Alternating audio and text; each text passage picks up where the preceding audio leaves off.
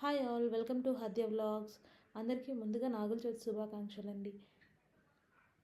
నాగుల చవితి రోజు మనం ముఖ్యంగా చేసుకున్న రెండు ప్రసాదాలు, ఒకటి పచ్చి చల్లమిడి, రెండు నువ్వుల చిమిలి. ముందుగా పచ్చి చల్లమిడి ఎలా చేసుకోవాలో చూసేద్దాం రండి. ఒక బౌల్ తీసుకొని అందులో కప్పు బియ్యం పిండి వేసుకొని, పొడి బియ్యం పిండి అయినా పర్లేదు, పొడి బియ్యం పిండి వేసుకొని అందులోనే 2 స్పూన్ల వరకు బెల్లం పౌడరు, హాఫ్ స్పూన్ ఇలాచీ పౌడరు, 1 స్పూన్ నెయ్యి వేసుకొని మొత్తాన్ని బాగా మిక్స్ చేసుకోవాలి. ఇలా మిక్స్ చేసుకున్న తర్వాత కొద్దిగా పాలు వేసుకొని, పాలు అవసరమైతేనే వేసుకోవాలండి, ఒక్కసారి వేసేసుకోకూడదు, కలుపుతూ వేసేసుకుంటే సరిపోతుంది. కన్సిస్టెన్సీ మనకు చపాతీ పిండిలా కలుపుకోవాలి.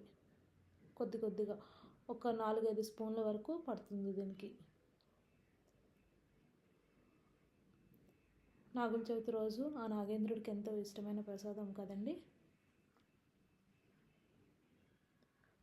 ఇలా కొద్దిగా మిల్క్ యాడ్ చేసుకుంటూ బాగా మిక్స్ చేసుకుంటే బెల్లం పౌడర్ కూడా బాగా కలిసిపోతుంది. బెల్లం లేదా పంచదార అయినా తీసుకోవచ్చు. నేనైతే బెల్లం పౌడర్తో చేస్తున్నాను. పాలు మాత్రం ఒక్కసారి వేసేయకూడదు, పలుచన అయిపోతుంది. కొద్దిగా యాడ్ చేసుకుంటూ ఇలా చూపిస్తున్నట్టు మిక్స్ చేసుకోవాలి. అంతేనండి, బెల్లం చలిమిడి, పచ్చి చలిమిడి రెడీ.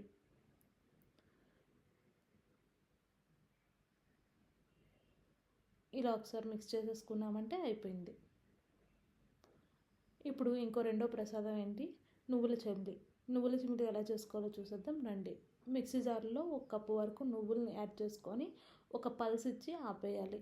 చూడండి, ఇలా కొంచెం బరక గ్రైండ్ అవ్వాలి, మొత్తానికి పేస్ట్లా అవ్వకూడదు. ఇప్పుడు ఇందులో 1/4 కప్పు వరకు బెల్లం పౌడరు లేదా బెల్లం తురుము వేసుకోవాలి.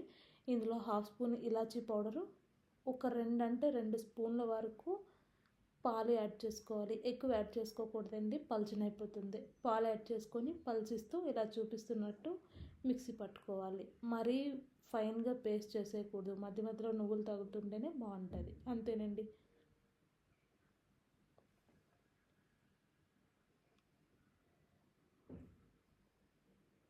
రెండే నిమిషాల్లో 2 ప్రసాదాలు రెడీ అయిపోయేవి. చాలా